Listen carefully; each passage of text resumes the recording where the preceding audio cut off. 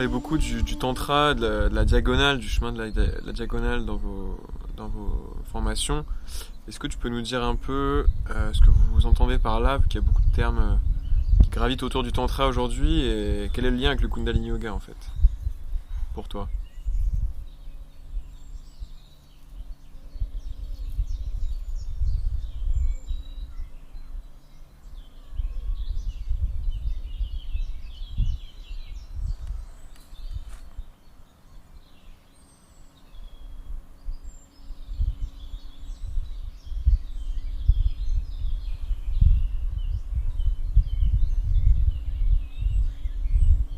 Ce qui est un peu délicat avec le tantra, c'est toujours qu'est-ce qu'on met derrière les mots. Parce que, en fait, les tantras, c'est des écrits qui ont été écrits à différentes époques, par différentes traditions, qui disent pas tous la même chose, et pourtant qui portent le même nom. Donc, on appelle en fait tantra des choses assez disparates. Et il y a parmi elles des choses, des enseignements qui sont très très profonds, très authentiques, et des choses qui sont un peu des soupes de trucs un peu new age qui vont pas très très profondément. Et du coup, c'est assez difficile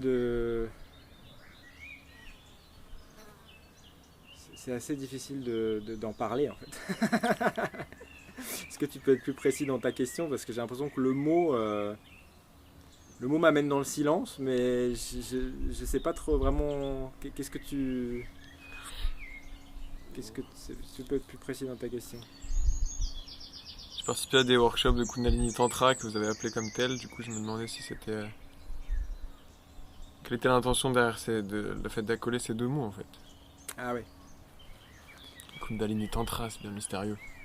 Ah ouais, alors quand on avait fait des workshops sur ce thème-là, c'était une volonté d'aller...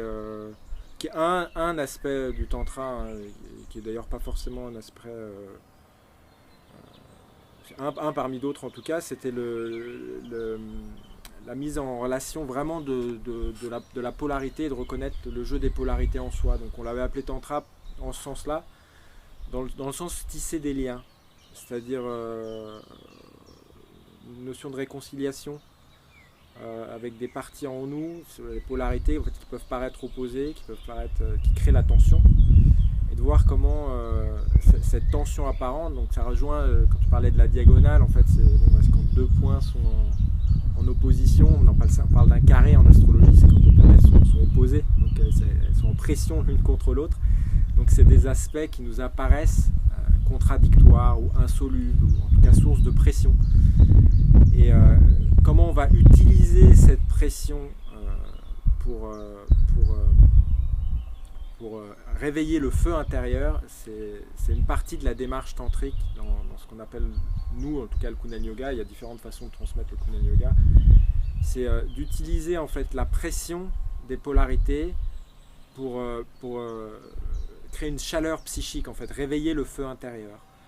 Donc et c'est dans ce feu-là, dans le creuset de ce feu alchimique, en fait, qu'on va pouvoir, qu'on va nourrir. Le feu va être nourri de nos attachements, de nos identifications, de tout ce qui a été coagulé, de ce qui a été concentré, de nos tendances en fait profondes, les tendances de notre psyché.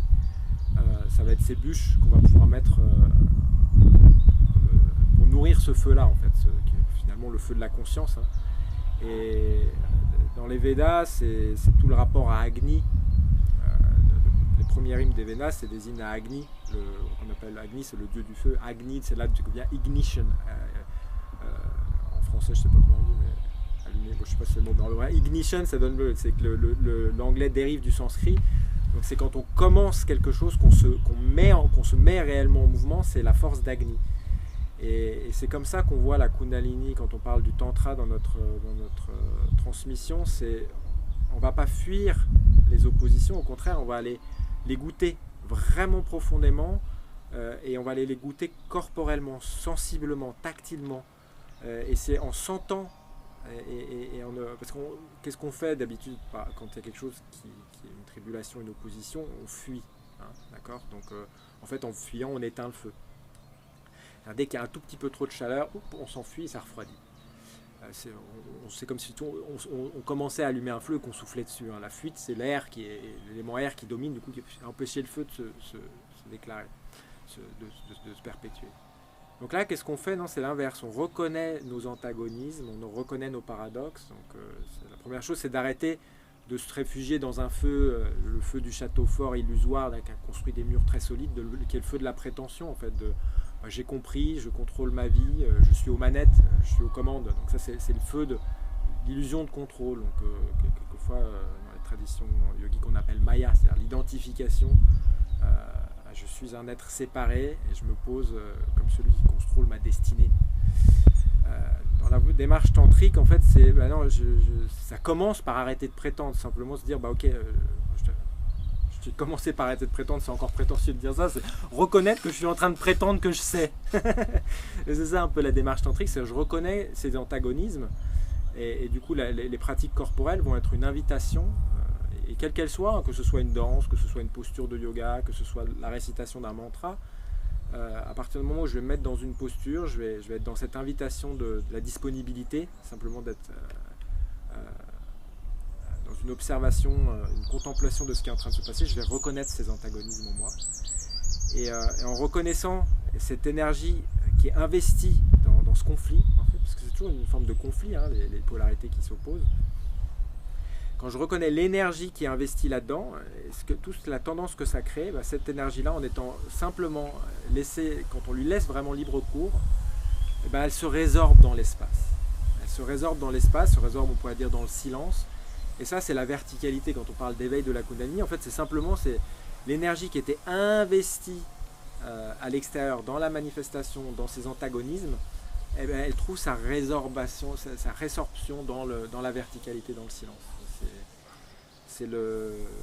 C'est ça qu'on appelle, quand on parle de Kundalini Tantra, on pourrait dire c'est une réconciliation, c'est ça, c'est le moment où en fait les énergies qui étaient opposées, en fait, elles trouvent qu'il y a un chemin, en fait il y avait un autre chemin que de s'opposer là, on peut trouver le chemin de la diagonale. C'est-à-dire en fait c'est l'idée, il y a toujours un chemin qui se trouve quand on est suffisamment disponible, patient,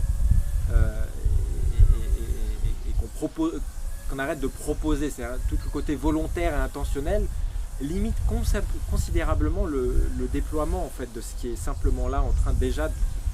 Les énergies sont toujours en train de se déployer.